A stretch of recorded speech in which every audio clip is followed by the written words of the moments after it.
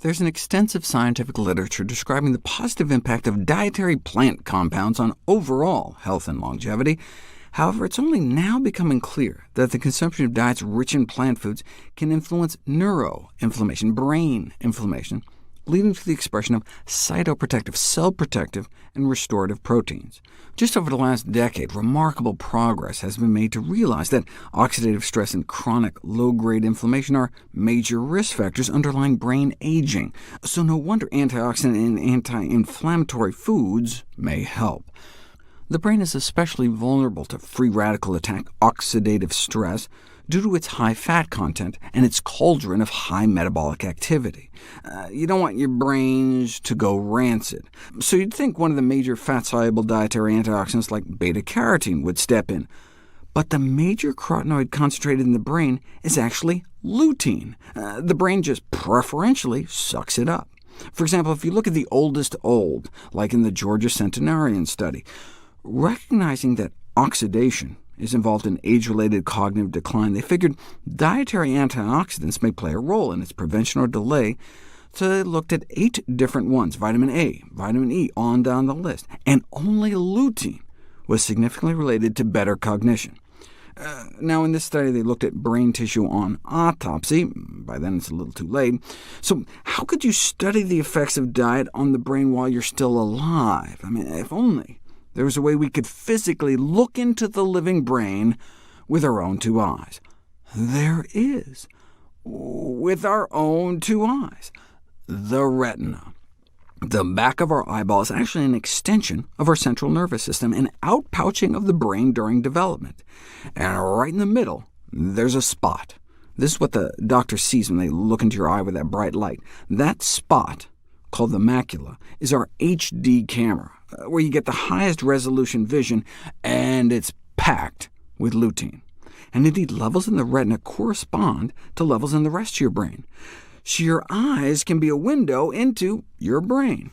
So now we can finally do studies on live people to see if diet can affect lutein levels in the eyes, which reflects lutein levels in the brain, and see if that correlates with improvements in cognitive function. And indeed, significant correlations exist between the amount of macular pigment, these plant pigments like lutein, in your eye, and cognitive test scores.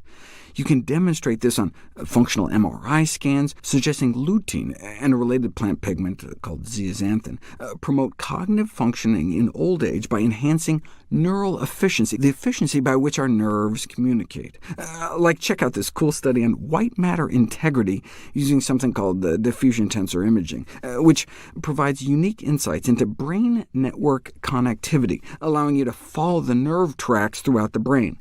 And researchers were able to show enhanced circuit integrity based on how much lutein and zeaxanthin they could see in people's eyes, further evidence of a meaningful relationship between diet and integrity of our brains, particularly in regions vulnerable to age-related decline. So do Alzheimer's patients have less of this macular pigment? Significantly less lutein in their eyes, significantly less lutein in their blood, and a higher occurrence of macular degeneration where this pigment layer gets destroyed. The thickness of this plant pigment layer in your eyes can be measured and may be a potential marker for the beginnings of Alzheimer's.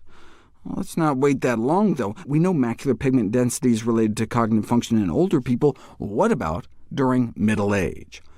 One apparent consequence of aging appears to be loss of some aspects of cognitive control, which starts out early, in mid-adulthood, but not in everybody, suggesting maybe something like diet could be driving some of the differences. Here's a measure of cognitive control, showing younger, on average, do better than older adults.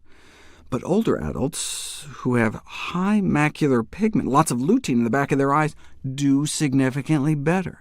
These results suggest that the protective role of carotenoids like lutein within the brain may be evident during early and middle adulthood, decades prior to the onset of more apparent cognitive decline later in life. You can take 20-year-olds and show superior auditory function in those with more macular pigment in their eyes. Look, the auditory system, our hearing, like the rest of our central nervous system, is ultimately constructed and maintained by diet, and is therefore not surprisingly sensitive to dietary intake throughout life, all the way back to childhood. Higher macular pigment is associated with higher academic achievement among school children. You can look into a kid's eyes and get some sense of how well they may do in subjects like math and writing. This finding is important because macular lutein is modifiable and can be manipulated by dietary intake. OK, so where is lutein found? The avocado and egg industries like to boast about how much of these macular pigments they have in their products, but the real superstars are dark green leafy vegetables. A half a cup of kale has 50 times more than an egg. A spinach salad or a 50-egg omelet. And the earlier, the better. Pregnant and breastfeeding women should definitely be checking off my daily dozen green servings, but it's also apparently never too late. While some age-related cognitive decline is to be expected, these effects may be less pronounced among those eating more green and leafy. But you don't know for sure until you put it to the test, which we'll explore next.